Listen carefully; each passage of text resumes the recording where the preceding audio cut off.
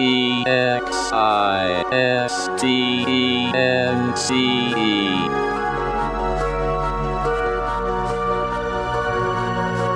a world filled with conflict, in a universe comprised of differences, there's one thing that absolutely everything shares in common. We all exist. Including two guys named Jack and Michael, who like to chat about that very thing over a good cup of coffee. Let's pay them a visit, shall we? Existence Brewing.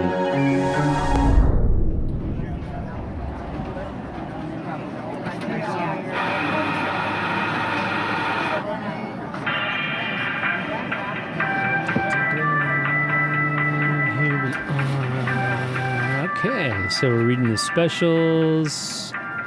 Cosmic Brownie. That sounds interesting. Watch out for the chunks of asteroid in that. I'm wondering about the CBD content in that. Yeah. What does cosmic allude to exactly in a brownie? Is that the drug? The psychedelic drug? I think it's a psychedelic or is it more element. The actual chunks of meteorite that you could break a tooth on? Yeah, I'm thinking more like Dreamweaver. Gary Moore. Yeah. I don't know why. We haven't had a Gary Moore reference on the podcast yet. That was overdue. It's been a while. You know how at the end of the year, we always come to these moments in the year where people like to reminisce and they like to put together their lists of top this and that and whatever. Well, Time Magazine, of course, announced that the architects of AI were named Time's Person of the Year not too long ago. And I thought it was interesting that they chose just the architects of AI and the different leaders that are in, most of them are in commerce, but there was an educator who was also part of this group, and I want to say there's 11 of them in this nomination or in this award this year. But AI is one of those things where I think we've talked about it before. It almost just kind of seems like a parlor trick at this point, where it's very much in its infancy, and much like I think email was for the internet. And my first, go with the internet was emails and chat rooms. And, and really, I still do email people, but I'm not going online to chat with people. Well, yeah. When I became single for the first time in over 20 years, when I got divorced, that's been 7 years ago now.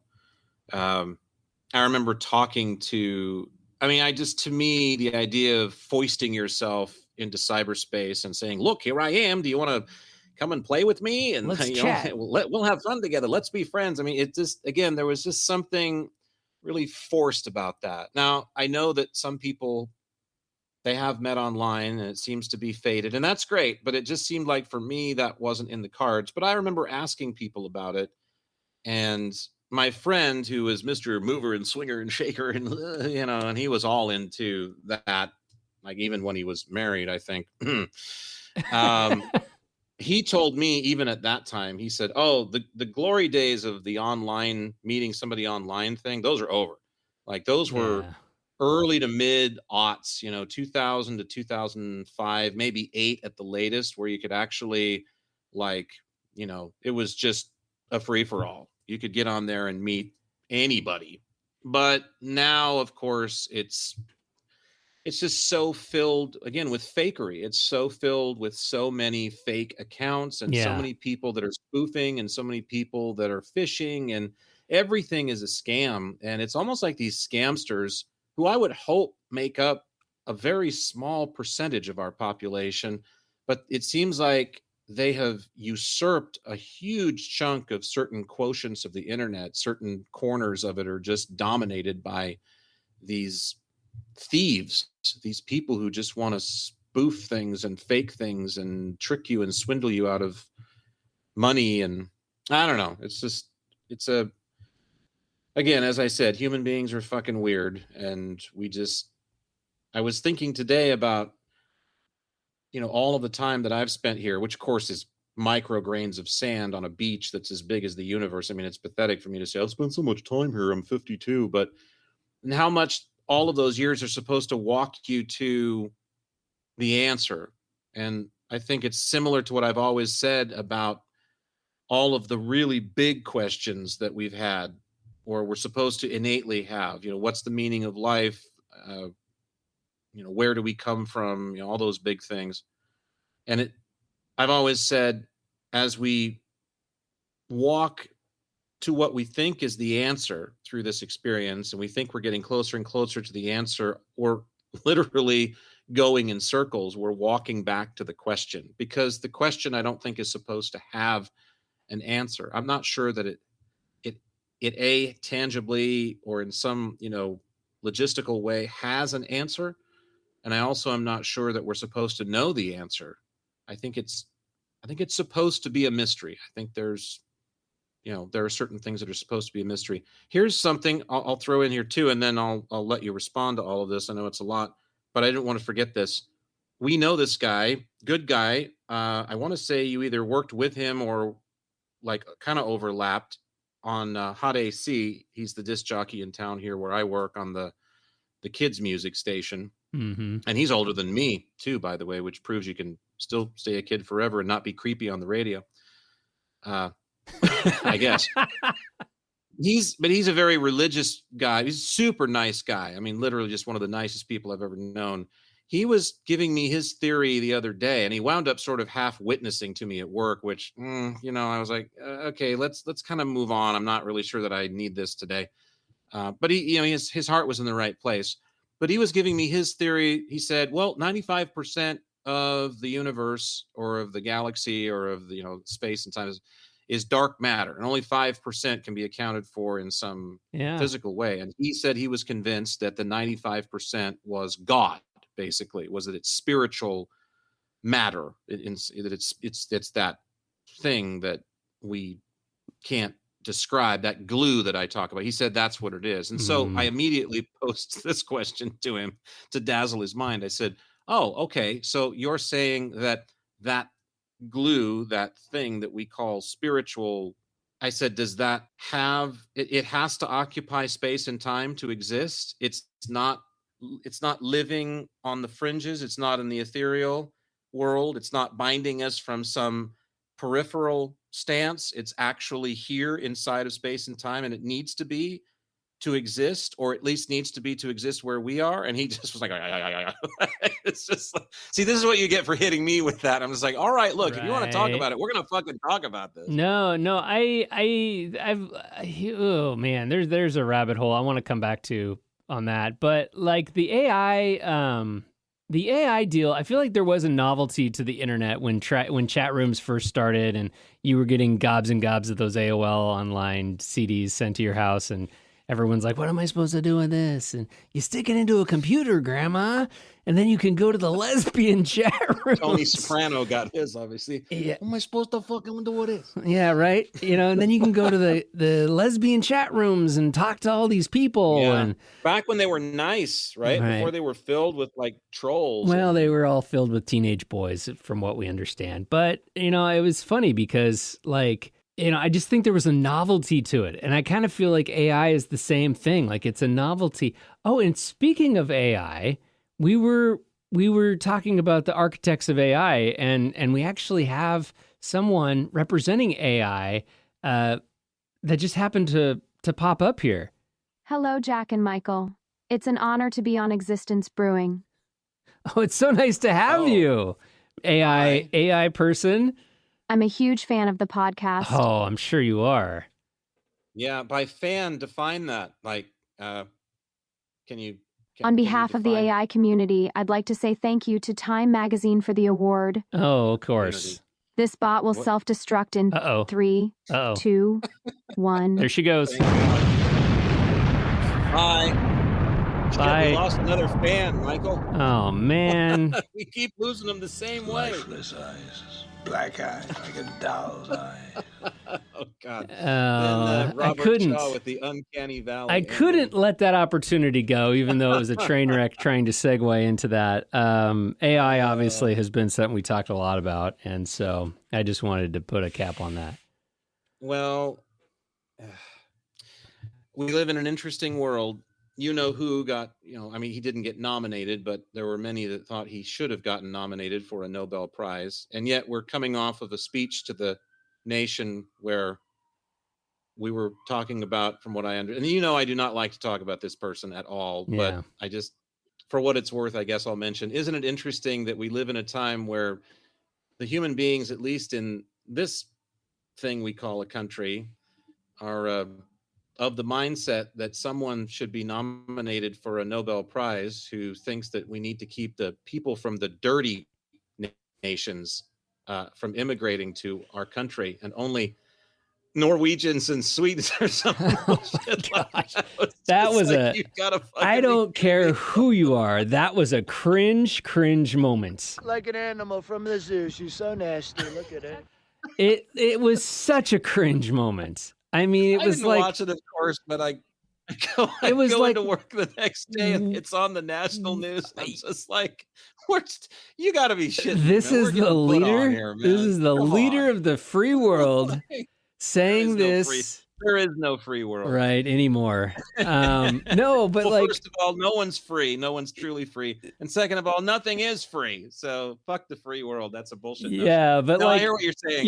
It's like, here we are, the president, and he's kind of like cousin Eddie, who comes over once or twice a year, and he has way too much eggnog, and he just starts like riffing.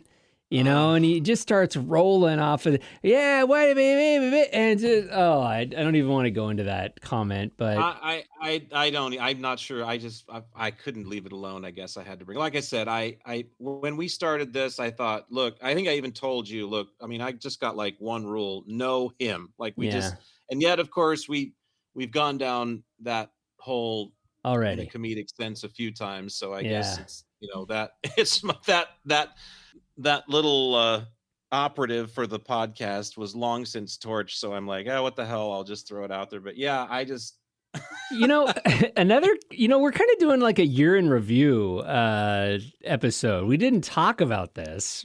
So AI has come up. The Donald has come up. The other man is not going to be mentioned, who sounds like his voice is being backmasked. Oh, God. I saw one of his trucks out at the hotel that's next door. Yes. We had a big horticulture convention this week next door to the radio station at the hotel. The lot was jammed, and somebody had a cyber truck, so I got to spit towards it. Oh, I would never spit on someone's. You never would spit on someone's vehicle. But I spit towards it. We have talked about space, and we've talked about the existence of other civilizations besides ours in this mighty universe. And, it's kind of one of those things that I have really gotten interested in probably in the last 2 or 3 years, is just our solar system and how vast it is. Yeah, well, they always like to say that they've measured this and they know that. And they don't have a clue. Some time ago, they told us that they pinpointed the location of the Big Bang and were able to take measurements or do whatever. Yeah. And yet we still we're still debating whether there is actually a planet beyond the Oort cloud in our own solar system, which is quite interesting.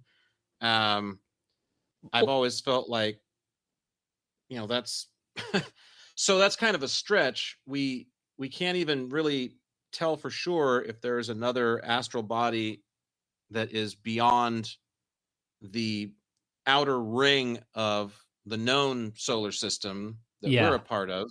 And yet we can't comfortably say that, but we're supposed to comfortably be able to say, oh yeah, we know the beginning date of the universe. Yeah, and I don't buy it. That's no problem. I don't either. I don't buy it at all. And so our solar system has 8 planets, and it's located inside the Milky Way galaxy.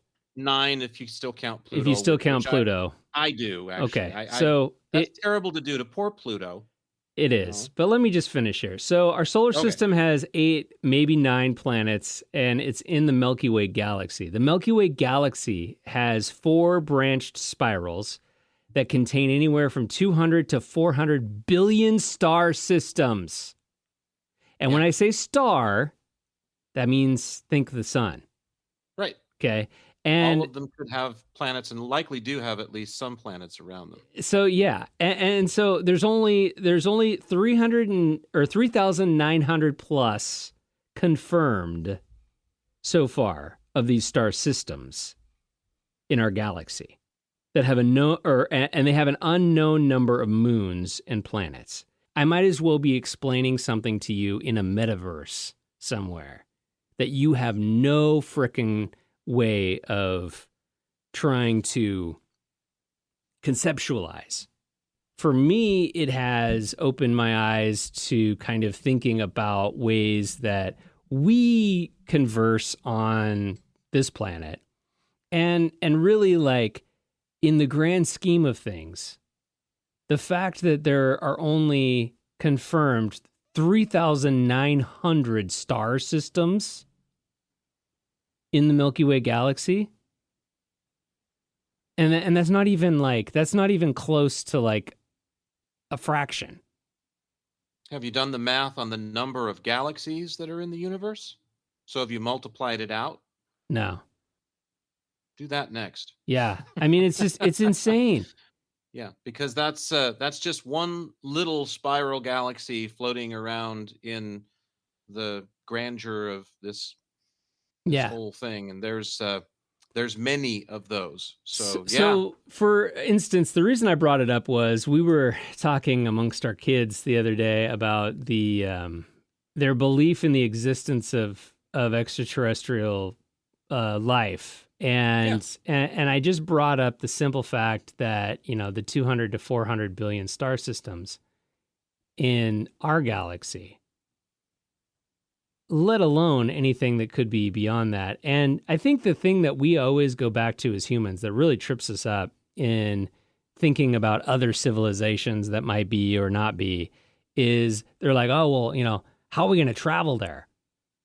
Well, we can't, because, you know, we don't necessarily have the technology to do that. That's not to say that they can't. Well, I think that's where, you know, couple things plug in. One is, you know, there's tangible travel, so there's physically moving from one place in the universe to another. I'm talking about the Tic Tac. I'm talking about the Tic Tac. The Tic Tac alien or the Tic Tac UFO? Or I'm just talking about a physical. I'm just talking about a physical, not a metaphysical. I'm talking about a physical object being able to travel.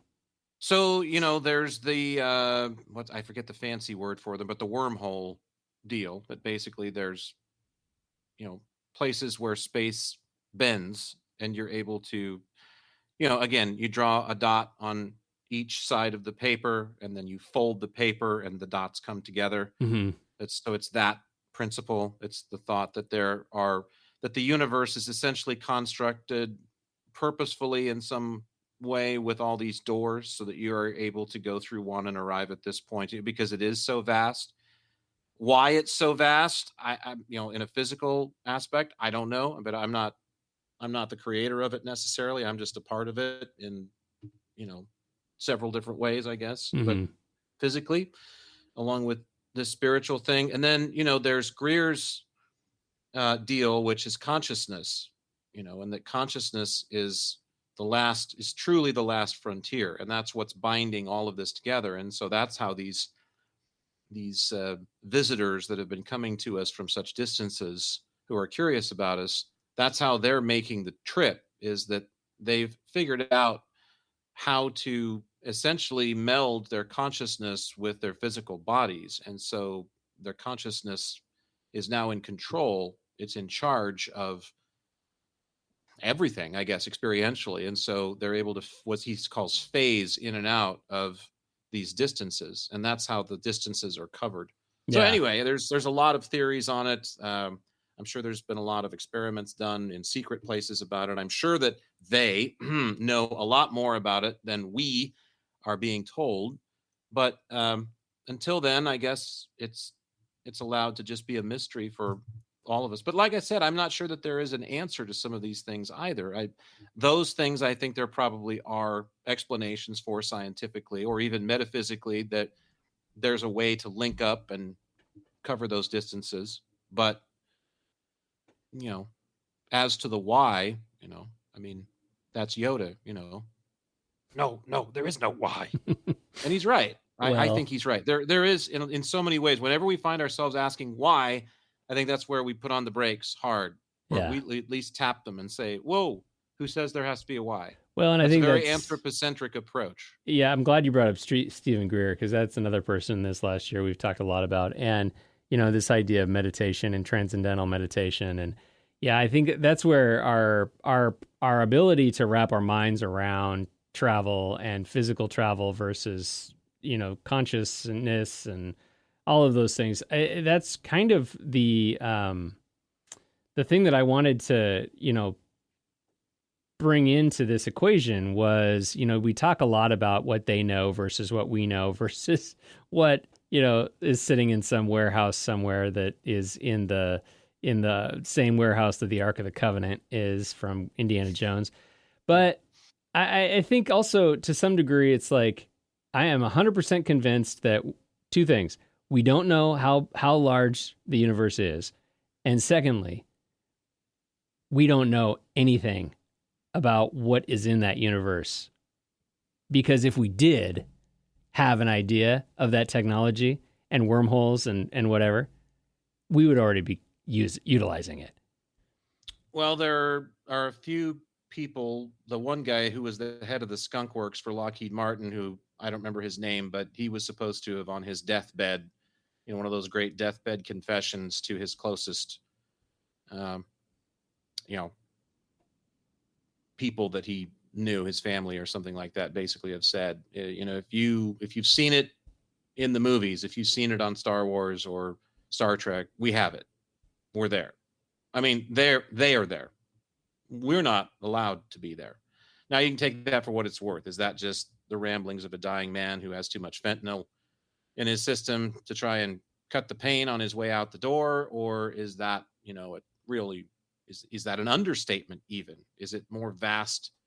Is the knowledge that humanity has gained about these subjects even more vast than we could imagine, but it's just clandestine? It's just cordoned off to a very, very, very few who are allowed to know these secrets. Yeah. Well, I think that's giving them too much credit. Because, we talked a lot about psyops too. We've talked a lot about these ideas that, people are going to sow these seeds of conspiracy, and they're going to try to further their agenda through trying to scatter the breadcrumbs. And it's like, yeah, but it also reminds me of, like, remember when we were growing up, there was this idea that, like, the security at Fort Knox must have been, like, so super sensitive that nobody really knew if you were to jump over that fence, if there was going to be a rocket that would pop up and all of a sudden, lasers were going to, like, zap you. It's kind of like that, where it's like what people don't know only keeps them guessing. And what keeps them guessing is actually probably more fanciful than the reality. Yeah, well, in a societal sense, I think science has replaced theology in its, in its brashness to, think that it has the answers to everything, that it and it alone contains the answers to everything. And yet so many things, just like in the realm of theology, which we sort of graduated from, I guess, in a way, or that was the first phase. And then, but of course, that's in the precession of the equinox, that 2,000 years or so is the age of Pisces. And so that's the age of theology. That's the age of the sign that rules religion. and that rules spirituality. And, but so it's not surprising that we were really into God or gods.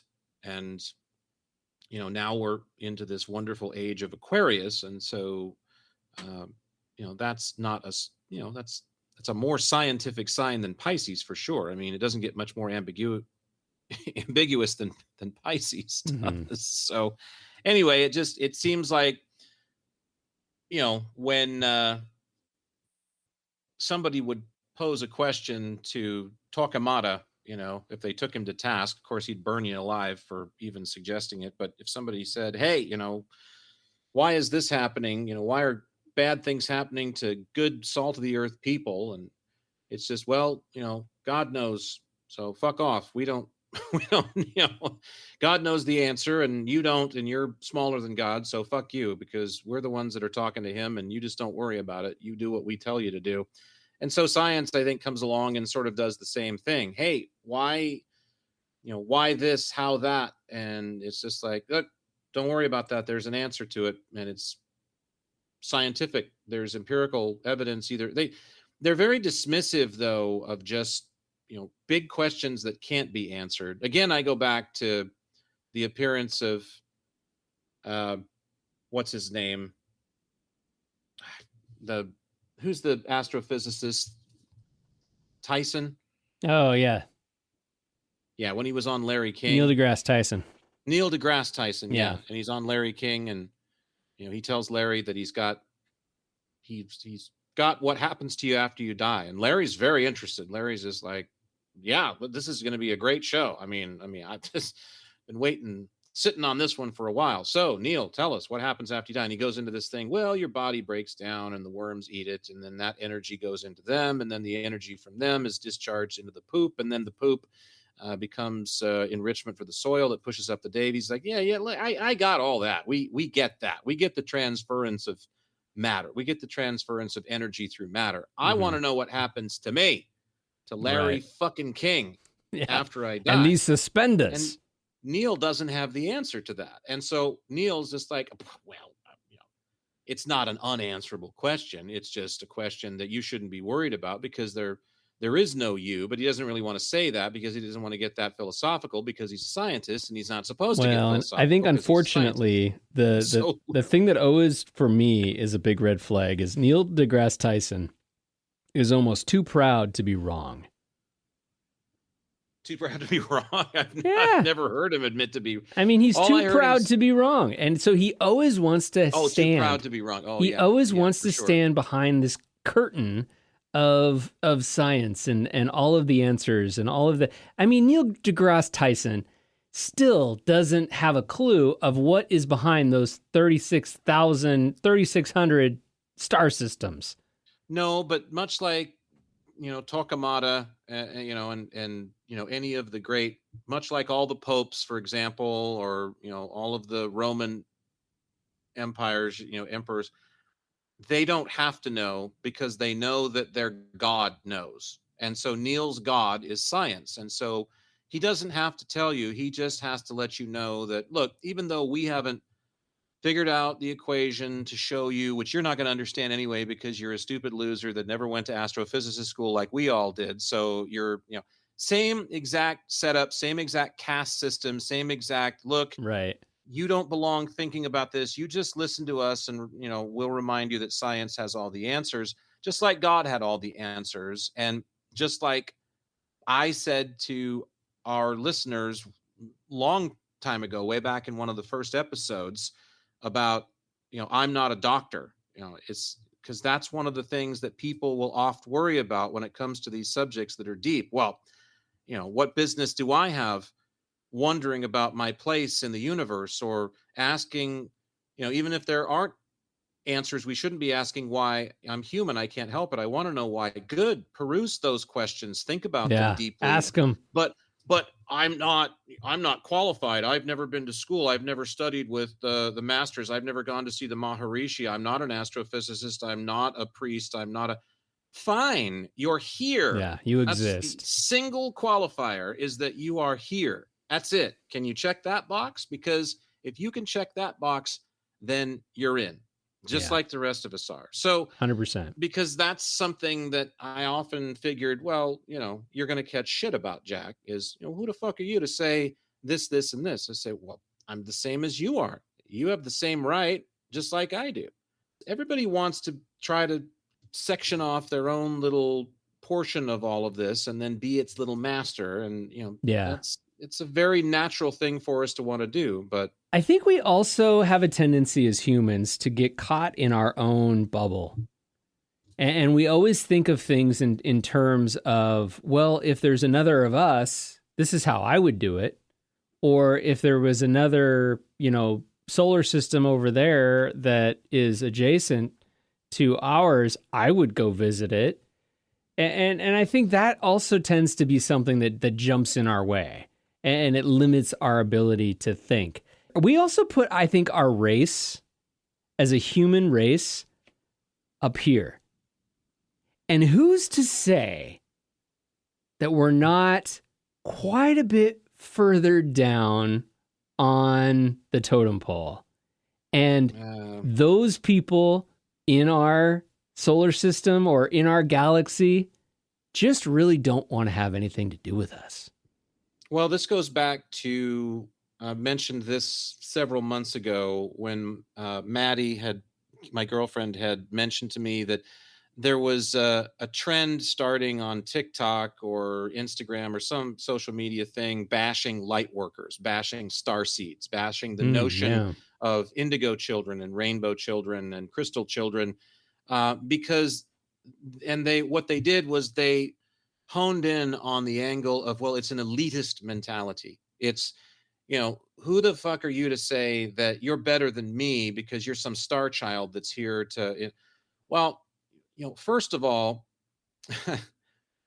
I know 700 people that, at least off the top of my head, that I roll out of bed in the morning and am I better than them? Okay, in an egalitarian sense of belonging and having the right to be here. No, absolutely not. They have just as much of a right cosmically to occupy this space and their energy to take on this form. But in this particular experience where we have things that are of a progressive modality and a regressive modality, do I show a little bit better than they do based on what I did last night or for the earlier in the week? You fucking bet your ass I do. And there's nothing wrong with laying claim to that. And it's not about being better than someone else at the end of the day. It's about knowing better. And remember, we talked about that some time ago too. And not that, you know better than that. Literally knowing, getting acquainted with what we would call better. Now, what is better? Better is that thing that's going to be progressive for you and just about everything around you, if you can help it, if not everything around you. You're taking the best possible actions. You're thinking before you're acting, before you're saying. Mm-hmm. And by doing that, you're aligning yourself with the best possible position you can be in based on whatever circumstance that is. I'm not saying you're going to make everybody happy. That's pretty much impossible.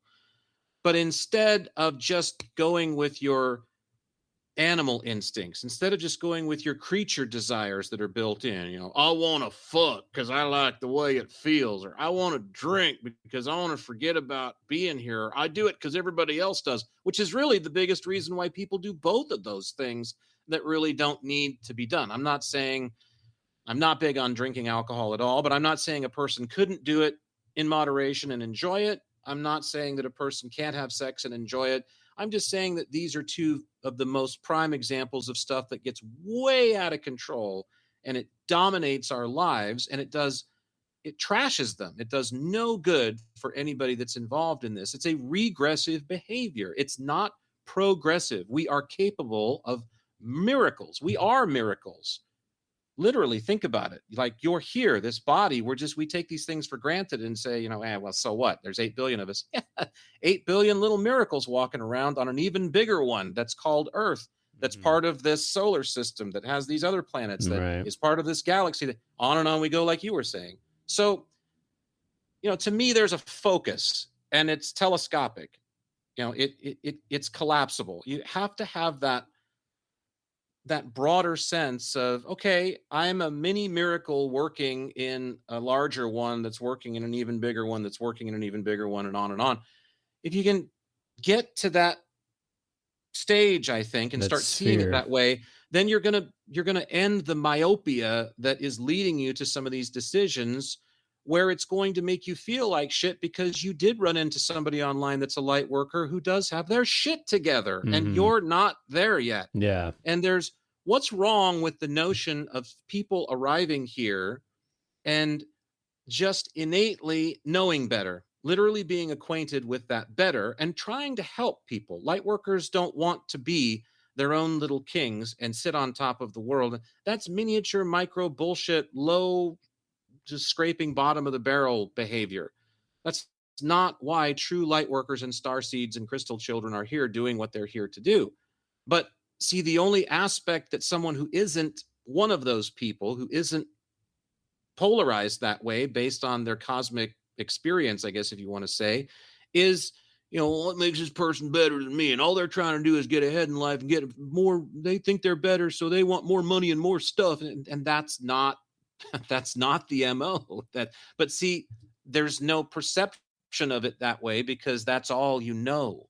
And the light Right. worker is knocking on the door and begging you, try to see it a different way. Try to see that not every single person that's here experiencing this experience is trying to, he who dies with the most toys wins. The first time I saw that shirt was the first time I wanted to commit capital murder in the mall when I was a kid. I remember seeing that shirt. I just wanted to go up and punch the guys. Like, are you fucking kidding me? He who dies with the most toys wins. Now think about that. You're dead. What are your toys going to do for you? All right. And how many Man, many toys can you possibly carry with two hands? But isn't that most of the affluent neighborhoods that you know of in life? I've got the biggest, I live where the biggest houses are with the most toys in the yard. Well, they don't put them in the yard. They have garages for that because it's unsightly to put them in the yard when you live in the gated neighborhoods. It's just, but we're so focused on so many things that are not, look, I get it. It's a material plane. It's a material experience, and material desires and experiences are going to be a part of it. Yes, I don't think that we're here to be monastic all the time. If you arrive and that's what you're supposed to think, you do. I'm supposed to be a monk and sit and pray all day and burn incense. Well, that's your thing. But I don't think the rest of the world has to basically behave like it isn't in a physical realm, in order to have the experience. I think that's counterintuitive. However, I think it's, anything worth doing is overdoing, the mentality of the 80s metal scene, for example. I think it's gone on for too long. It's just, and we're really getting the Novocaine response to a lot of things is just getting worse and worse, I mean, there's a lot of bondage, I think, that is also self-inflicted in that kind of knuckle dragging mentality. In this idea that, well, you can't be thinking about those things because I haven't thought about those things. And, what you're really doing is you're limiting your capacity for not only intellect, but also for relationships in this world. Well, and you also just have to let yourself be yourself, too. I mean, I am... as much as I want, I guess, or see myself needing to be, and this is where the problem for just me personally in my own experience walking through this comes in. I just feel like I've been scolded by so many psychics and seers and people and said, you're just not living up to your potential. You're not becoming this grand thing that you're supposed to be because you're wasting all this time. Well, it's my time to waste, I guess. And it's also subjective because there are desires to be involved in some of these things that I enjoy. I enjoy looking around online for odd, and rare things. Now, do I spend too much time doing it? Probably. Probably. But am I supposed to stop those pursuits altogether because I need to give myself over to this life that other people have decided for some strange reason that I need to follow? That's not being true to yourself. If you're being true to yourself, then you're doing whatever it is that you're called upon to do. You're taking a moment to think, okay, is this going to harm me? Is this regressive for myself and the people in my life? And if the answer is largely no, or no in general, I think you're good to go. What harm is it doing?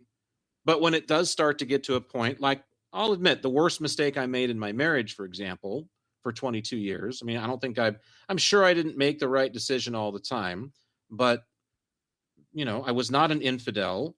I never laid my hands on my ex-wife. I've never hit anybody for that matter, let alone anybody that I've been involved with. So,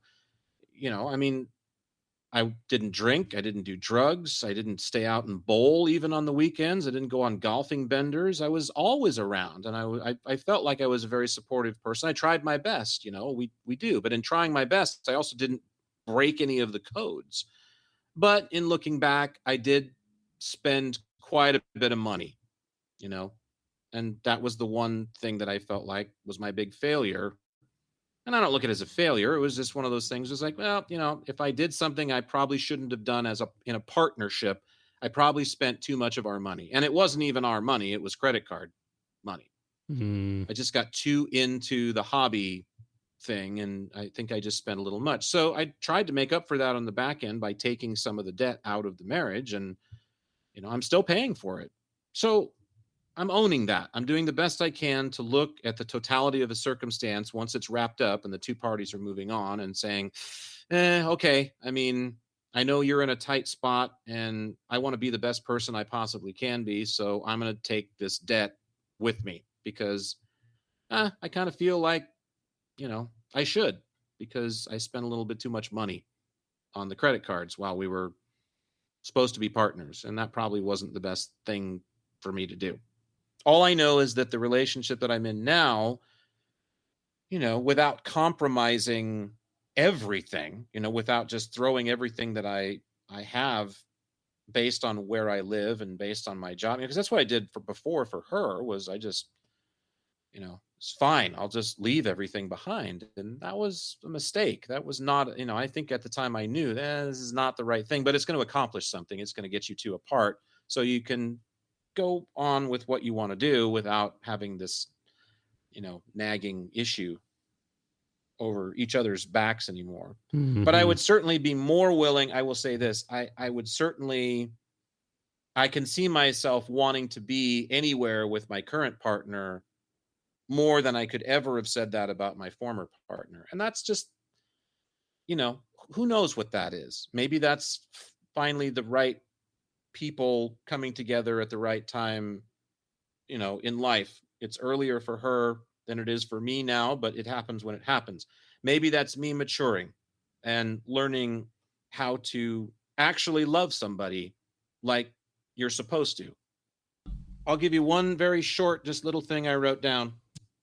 Thought of this when I was driving to work the other day because I actually saw it. Have you ever driven by a homeless person sleeping in the empty parking lot of a large hotel? Kind of makes you think about how we do business a little bit, doesn't it? Because actually something that I saw driving to work. We have a large new hotel not too far away from where I live. And on my way to work one morning, I saw somebody and the hotel's parking lot was virtually empty. And I just thought, man, we're doing a good job, aren't we? We are doing business well. I'm Tom Bodette, and I'll leave the light on for you. Don't start any fires in the parking lot.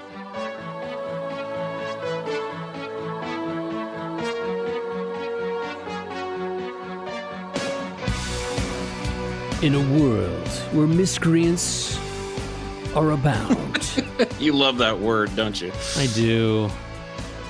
It's a good word. It applies to so many people in today's world. Well, it's always a good thinking exercise sitting with you and this caffeine establishment. Yeah, I'm going to pack up my soapbox now and go home and feel better than the world. Until we meet again. I'm only kidding. Until next time. Until next time.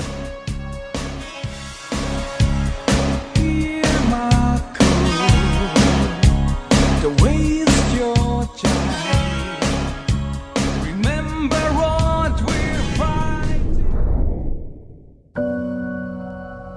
Well, it looks like Jack and Michael have finished up their latest chat about all things existence. But if anything they said got your own Existence Brewing, be sure and catch their other talks at existencebrewing.com and drop them an email to share your thoughts using contact@existencebrewing.com. Existence Brewing.